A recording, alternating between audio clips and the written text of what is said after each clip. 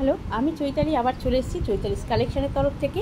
আজকে নিয়ে এসেছি এগুলো হচ্ছে তোমার রাউন্ড। প্রত্যেকটার কিন্তু আলাদা আলাদা নাম আছে। রাউন্ড এগুলো 1, ঠিক আছে। এই বক্সগুলো হচ্ছে 200 ml ক্যাপাসিটির। এগুলো লিকুইড টাইপ। এর মধ্যে যেমন তোমরা গোটা মশলা, গুঁড়ো মশলা রাখতে পারবে, তেমনি খাবার, লেফট-ওভার খাবার ফ্রিজে রেখে দিতে পারবে, খাবার নিয়েও ক্যারি করতে পারবে, লিকুইড খাবার নিয়েও ক্যারি করতে পারবে। ভীষণ ভালো এগুলো। আর এগুলো কিন্তু তোমার কফি টফি এর মধ্যে ঢেলে রাখলে, যে আমরা অনেক সময় দেখি না প্যাকেট থেকে কফি ঢেলে রাখলে কফিটা কিছুদিন বাদে নর্মাল কৌটোতে রাখলে সেগুলো নষ্ট হয়ে যায়, কফিটার টেস্ট চলে যায়, কালারটা চেঞ্জ হয়ে যায়। এগুলোতে কিন্তু কিচ্ছু হবে না।